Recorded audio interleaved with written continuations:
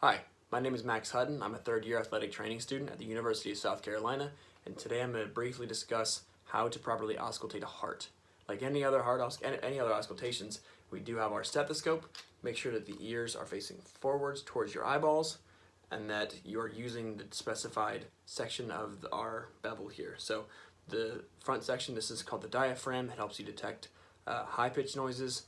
And the smaller piece is known as the bell. This helps you detect smaller, low-pitched noises.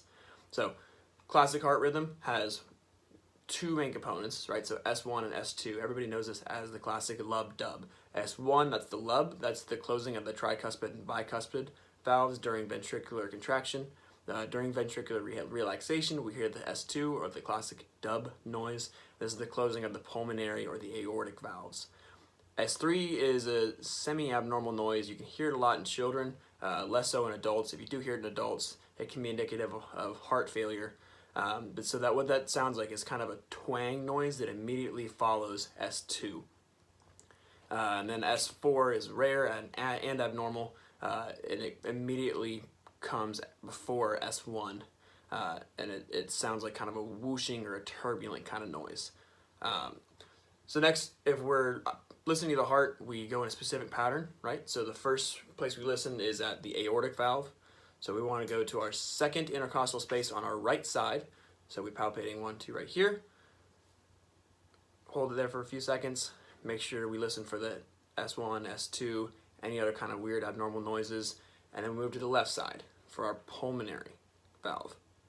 Again, second intercostal space. Then we're going to the tricuspid, which is in the fifth intercostal space, and then the bicuspid, which is in the mid-clavicular line, and still in that same fifth intercostal space.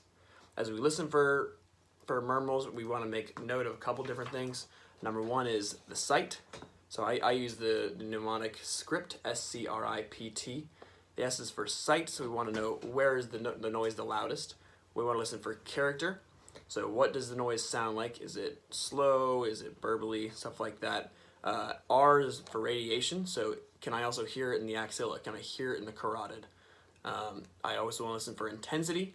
So is it loud or is it soft? How loud? You can grade them between 1 and 6 on how easy it is to hear. You also want to listen for pitch. So high pitch or low pitch noise. Again, using the different sides of the bevel will help you with that. And then our last one is timing. So in which period is it the loudest? So can I hear it between S1 and S2, or is it more between S2 and S3?